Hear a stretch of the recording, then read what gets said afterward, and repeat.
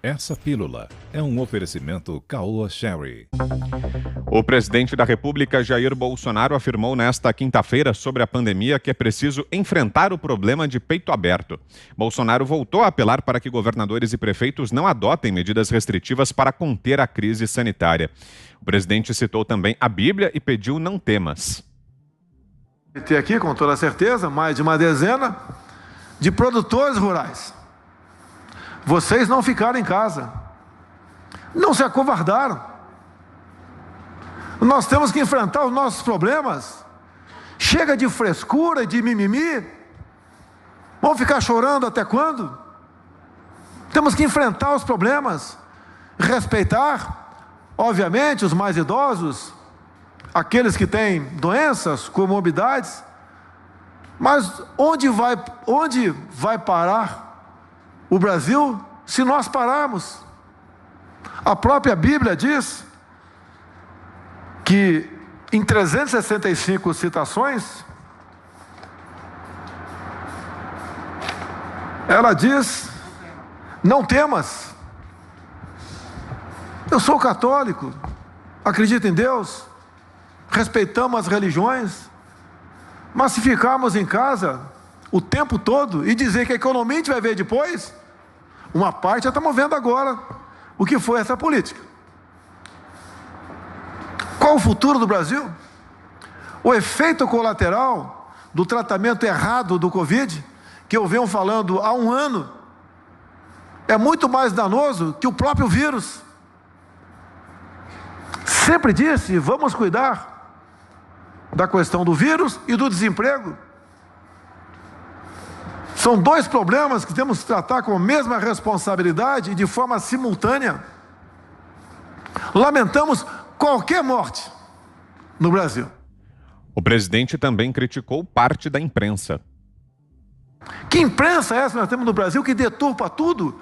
Fica com lupa buscando uma frase minha perdida para me atacar imediatamente? Todos nós vamos sofrer se não tomarmos as medidas certas e com coragem. Vamos acreditar no Brasil. Nós somos um país, realmente agora sim, que tem um futuro. O homem do campo, repito, não parou. Tivemos alguma inflação nos produtos da cesta básica? Tivemos sim. Como eu vou negar isso daí? Não vou negar. Mas, se vocês tivessem parado, pior do que a inflação, seria o desabastecimento. Na sequência, Bolsonaro falou sobre a vacinação no Brasil. Como disse aqui o ministro Fábio Faria, das Comunicações, nunca nos afastamos de buscar vacinas, mas eu sempre disse uma coisa: elas têm que passar pela Anvisa. A gente não está vacinando seres humanos. E a Anvisa é uma passagem obrigatória. Isso aconteceu tão logo a Anvisa começou a certificar vacinas, nós passamos a comprá-las. Hoje, somos um dos países que, em valores absolutos, mais temos gente vacinada. É só esse mês, vamos chegar a 20 milhões de doses. Por fim, o presidente retomou o tema dos ataques ao seu governo. Levo porrada do mundo todo, como aquele que não dá bola para a questão ambiental. Temos um excelente ministro do meio ambiente, Ricardo Salles, e eu digo para ele: você só sai do meu governo se você for elogiado pela Globo ou pela Folha.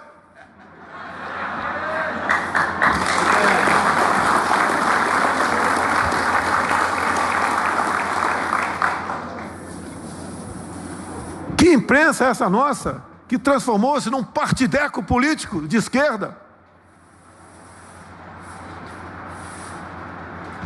Há 10 anos, só o jornal Estado de São Paulo tinha 500 mil exemplares. Hoje, os 10 maiores jornais não têm 500 mil exemplares. Estão perdendo a credibilidade. E eu quero uma imprensa forte. Uma imprensa cada vez mais livre. Nunca ouviram de mim falar em controle social da mídia. ou democratização da mesma, que são palavras bonitas da esquerda, para fazer exatamente o contrário. Como eu sonho com uma imprensa que fale a verdade? Existem alguns órgãos? Existem. Mas a imprensa é extremamente importante para nós. O que eles publicam aqui dentro repercute lá fora.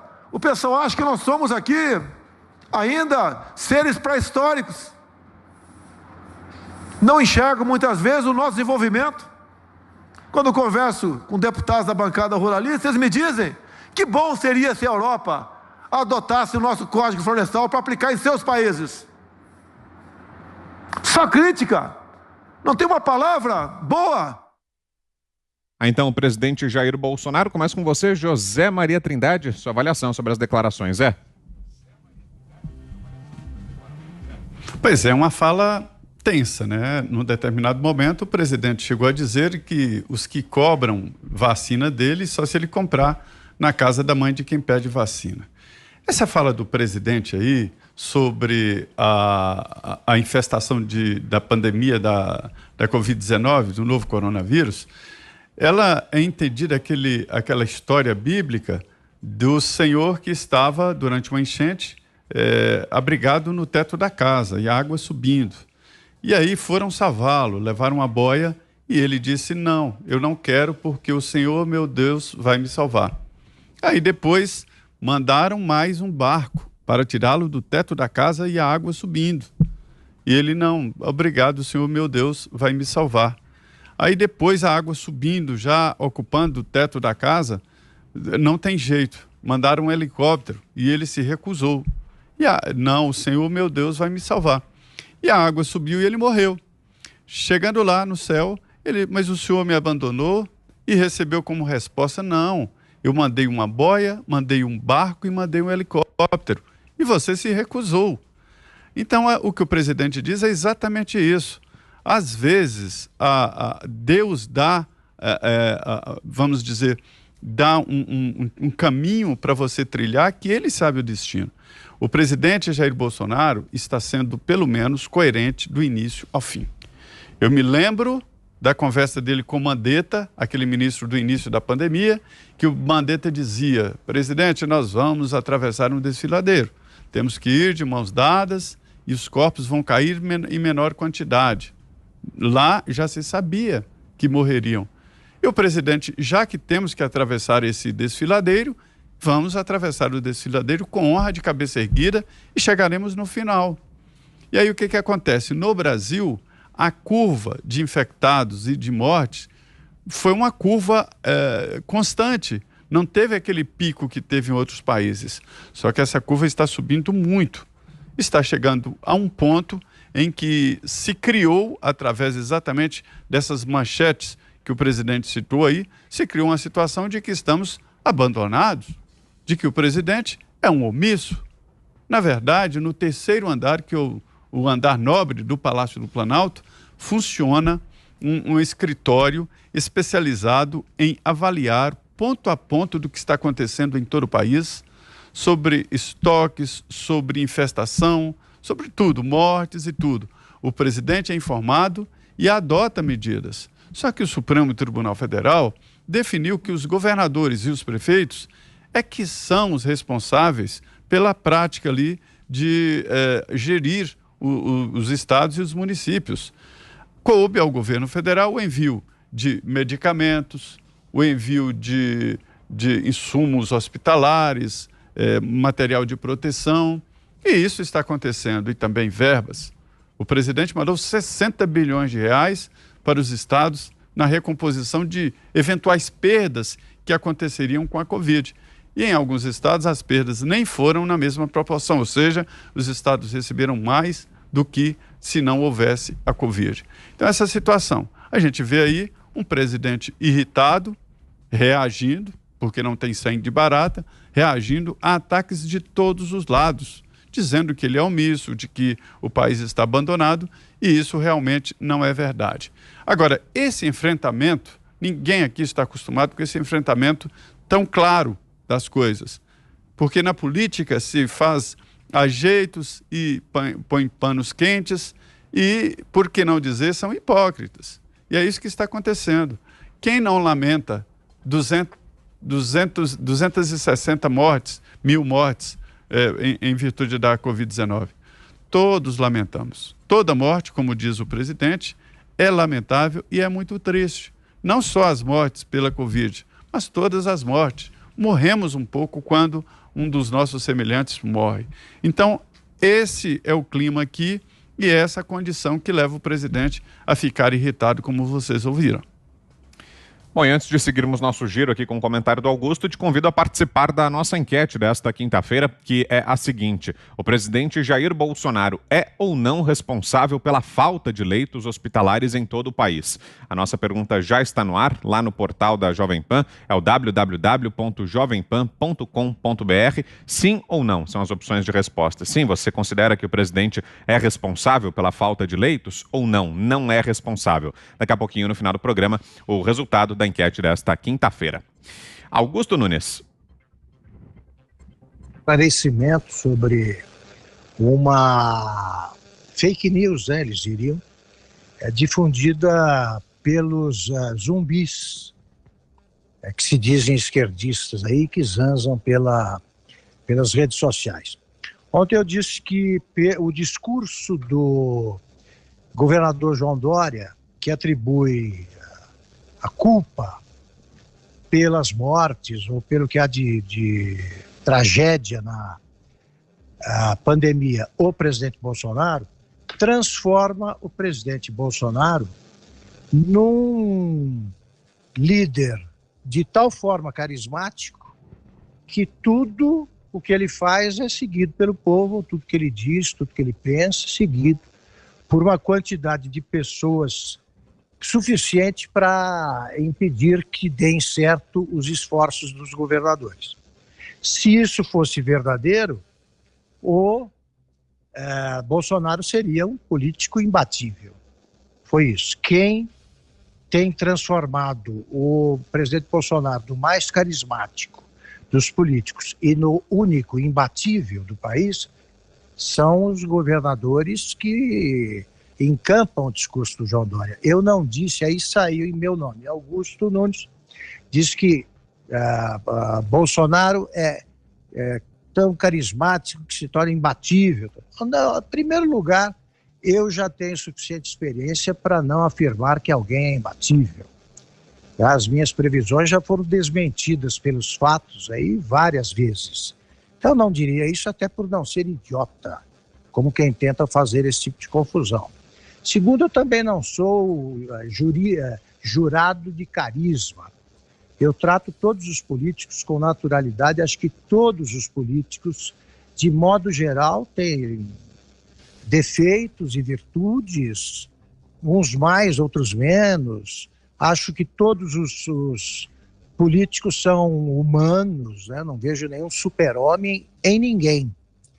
Quem vê super-homem é esse pessoal que espalha esse tipo de confusão.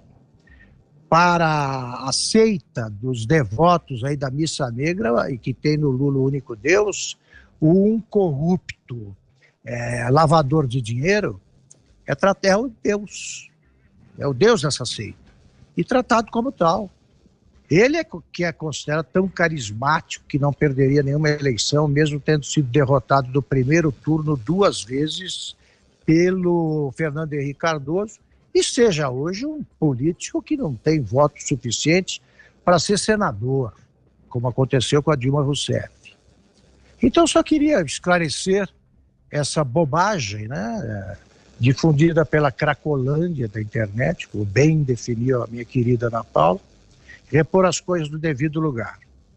O presidente Bolsonaro, se eu achasse que ele fosse super-homem, eu diria que ele fez um pronunciamento perfeito. Não.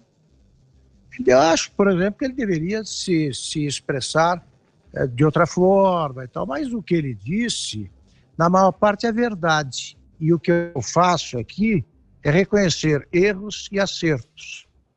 O Supremo Tribunal Federal impediu que ele lutasse contra a pandemia usando todas as suas atribuições, se valendo de todas as atribuições do presidente da República. O Supremo impediu que isso acontecesse.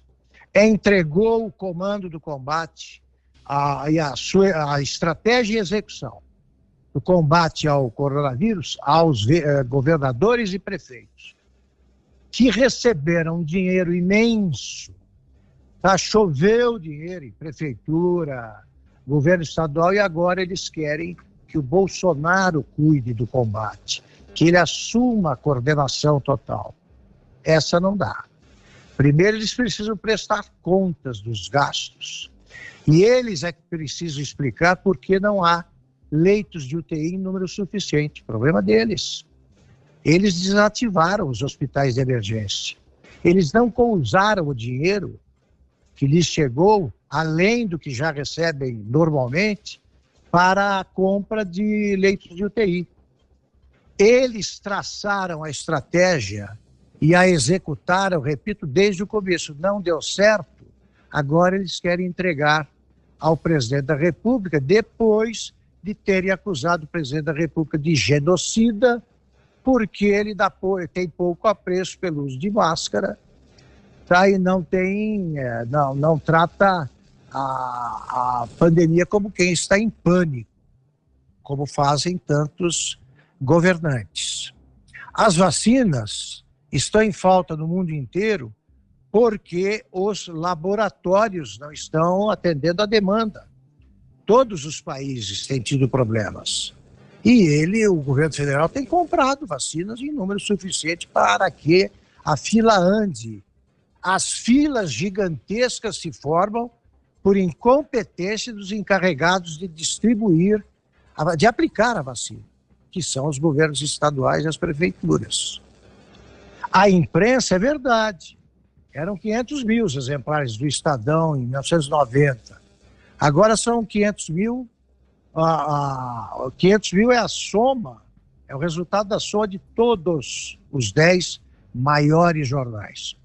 Isso não se deve apenas às mudanças provocadas pelo avanço do jornalismo digital, não. É também pelo fato de que os jornais maltratam os fatos sistematicamente. É aquilo, eles nunca calcularam o número de mortos por milhão, mas agora eles calculam a vacinação, o ritmo, comparando esse ritmo aí, relacionando com o total de brasileiros. Isso é malandragem. Então, é perfeitamente compreensível esse desabafo, porque não é possível que alguém erre o tempo todo. Quem lê os jornais fica com essa sensação. Acho que o combate à pandemia tem sido muito difícil em todos os países, com o surgimento de variantes. Então, agora, o Brasil, em mortes por milhão, e mesmo em casos confirmados, está bem abaixo de nações muito desenvolvidas que estão enfrentando dificuldades semelhantes. E lá não há nenhum genocida. Oceana. Olha, Vitor, esse discurso do Bolsonaro tem uma parte aí que essa parte remete muito a todos nós aqui, principalmente no nosso programa, onde vídeos são distorcidos, vídeos são editados. Essa semana, por exemplo, um vídeo meu foi editado, distorcido, a fonte foi escondida, né, da semana passada, onde eu falei do sistema de notificação de eventos adversos de vacinas aqui dos Estados Unidos, dentro do CDC, né, que é o órgão da saúde nos Estados Unidos. Esse sistema de notificação recebe aí notificações reportados por profissionais da saúde e que reportam alergias leves, alergias graves e até mortes, e aí o CDC, diante dessas informações reportadas por esses profissionais, ele entra aí numa investigação se as mortes são relacionadas à vacina, se as alergias mais graves, né, como paralisia facial, se isso é relacionado com a vacina, e isso aí segue o curso do órgão estadual, do órgão federal aqui do governo oficial do governo norte-americano. E aí a gente vê, né, que eles editam vídeos. Eu já recebi vídeos, por exemplo, do Fiuza, do Augusto, onde as pessoas elas pegam 4, 5 programas e colocam só as partes ali que são essenciais para a narrativa, para a falácia, para a tentativa do assassinato de reputação. Isso aconteceu comigo agora essa semana. Então, o presidente Bolsonaro, que está aí, né, no olho do furacão como presidente, um presidente que foi eleito sem a mídia militante, sem a velha mídia, sem os milhões aí gastos em campanhas presidenciais contrário de toda a elite e a burguesia aí, brasileira que queria que a esquerda e o partido do Lula continuasse no poder, ele trouxe isso tudo aí abaixo. Ele tem a sua maneira mais natural, né, mais tosca, até digamos assim, de falar, e acho que isso pode ser uma crítica construtiva ao presidente, trabalhar um pouco mais na comunicação, mas o que ele fala, ele entra muito em contato com o eleitor dele, principalmente quando ele elogiou aí nessa fala dele, nesse discurso dele, o homem do campo, né, pelo trabalho na pandemia. A gente vem falando aqui também, Vitor, para concluir essa parte desses vídeos que são editados, né, que o Augusto acabou de mencionar, desde o começo da pandemia, a gente vem falando da importância da gente discutir todos os frontes, as vacinas, com segurança, tratamento precoce com segurança, e a gente sempre dizendo, converse primeiramente com o seu médico, receba as informações e vá discutir com o seu médico. O problema é que dentro dessa pandemia a gente teve uma eleição presidencial norte-americana muito importante.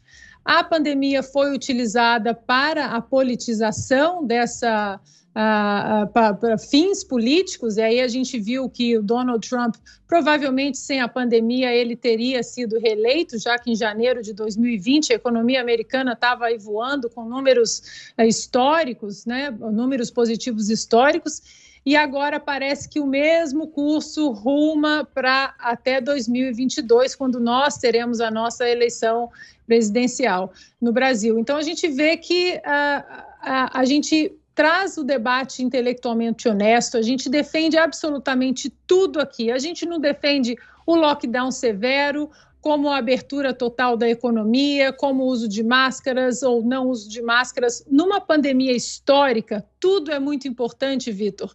E quando a gente vê que o vírus foi politizado, esse debate intelectualmente honesto é deixado de lado, a política se sobressai a tudo, e é preciso que a gente tente colocar a bola no chão, como a gente diz no esporte aí, trazer um pouco de honestidade e informação e deixar que as pessoas decidam a sua vida, o seu destino aí com o seu médico, e não que o Estado fique ditando como as pessoas têm que viver a sua vida e as suas liberdades. Diga, Fiuza. O ambiente de desinformação, isso é fato, né? Nós temos ouvido bastante essa crítica e ela é verdadeira. Mas o grande problema é que a desinformação, a pior desinformação, está sendo perpetrada por aqueles que acusam os outros de mentir, né? É o que eu tenho falado, é fake news de grife.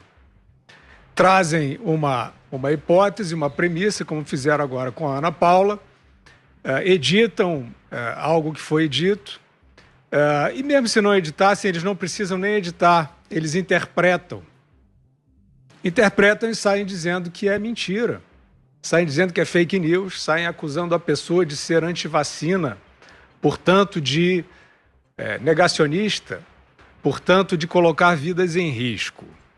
Bom, isso é que nem o ladrão que assalta e grita pega ladrão. Esses são os mentirosos. Porque eu pergunto, Vitor, a todos que nos estão assistindo e que acompanham e conhecem muito bem os critérios usados aqui para análise de informação. Onde está a controvérsia no que a Ana Paula Henkel expôs em relação ao levantamento de reações adversas e óbitos de quem tomou vacina? Onde é que está a controvérsia? Eu não estou nem dizendo a mentira, a falsidade. Onde está a controvérsia? A pessoa tomou vacina? Tomou. Ela teve a reação adversa ou morreu? Sim. Pouco tempo depois de tomar a vacina? Sim. Qual é o problema de informar os dados que estão sendo reportados sobre esses casos para análise, para a devida análise? Qual é o problema? Eu não consigo alcançar, nem eles conseguem. Nem eles conseguem, porque são covardes. Porque são covardes. Não estão defendendo ninguém, não estão defendendo vida de ninguém, estão tentando achar pessoas para linchar. Tentando achar pessoas para linchar. Eu quero dizer o seguinte, as vacinas, assim como o tratamento precoce, etc., são todas frentes abertas de combate, todas frentes abertas de combate à pandemia. Existe literatura científica consolidada em alguma dessas frentes? Nenhuma. Nenhuma. Mesmo as terapêuticas que já demonstraram aí maiores indícios de funcionamento, de eficácia, não estão consolidadas, porque a gente tem um ano desse evento. Então, nós temos ou não temos, por exemplo, controvérsia em relação à vacina aplicada em idosos? Acabamos de ver a chanceler da Alemanha, Angela Merkel, dizendo que não tomaria vacina porque ela tem 66 anos. E ela observa que a vacina que ela iria tomar não tem estudos suficientes a partir de 65 anos. E tem idosos tomando a vacina que a chanceler alemã se recusou a tomar? Tem. Tem no Brasil? Tem.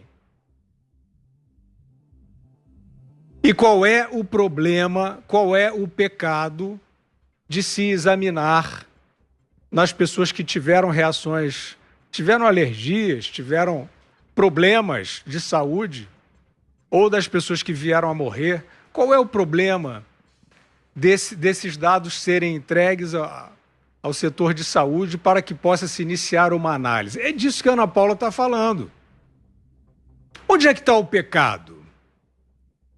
Não pode falar de vacina, quer dizer, morreu, a gente viu coisas estranhas nessa pandemia. O atestado de óbito presumido Covid, isso não ajuda a estatística, isso não ajuda a dimensionar de forma verdadeira os riscos, isso não ajuda a salvar vidas. Presumido Covid. Vamos em frente. Pessoas com comorbidades que morriam com o Covid, em diversos casos foram para a coluna de óbitos por Covid. Tudo bem, estamos discutindo, tentando chegar a uma avaliação mais precisa. Aí entra a vacina. Aí você não pode mais tratar das pessoas que faleceram e tentar entender. A vacina foi desenvolvida em pouco mais de 6 meses, as vacinas em geral. Elas têm um tempo de observação ainda muito curto para a média das vacinas. A eficácia da outra é de 50%, cara ou coroa. Pode ser. E esta avaliação também está em curso. Também está em curso. A eficiência, a eficácia e a segurança, ao longo dos anos, também serão corrigidas como dados. E não pode, de repente, não pode mais falar nada sobre isso. Você começa a difamar uma pessoa, atacar a honra de uma pessoa, dizer que essa pessoa está colocando vidas em risco, por quê? Vocês estão no lobby da vacina? É pergunta sincera. Vocês que estão fazendo aí essa patrulha covarde, vocês estão no lobby? Vocês estão ganhando grana para isso? Porque o lobby é legítimo. O lobby é legítimo. O lobby, dentro de bons padrões, é legítimo. Você recebe um dinheiro, você argumenta, você inclusive encontra formas de persuasão, tudo isso é legítimo. Agora, linchamento não é lobby legítimo. Linchamento não é nem lobby. né? Então, se vocês querem estar no lobby, trabalhem direito, né? Procurem os argumentos, procurem entender o que o CDC está fazendo para aprimorar as vacinas, para proteger as pessoas. E não saiam aí tentando encontrar gente para difamar, né? Vocês são covardes, vocês acham que é isso, que vocês vão ser reconhecidos em sua grandeza por estar covardemente apontando o dedo para uma pessoa. Mas vocês vão perder no final. A pessoa, no caso, ela tem milhões e milhões de pessoas, milhões sim, essa é a ordem de grandeza, que a respeitam. Essa emissora tem muitos milhões de pessoas que a respeitam. Esse programa também, que confiam, porque ele é cuidadoso e é responsável. Então, vocês que estão roubando no debate, parem de gritar pega ladrão, olhem-se no espelho.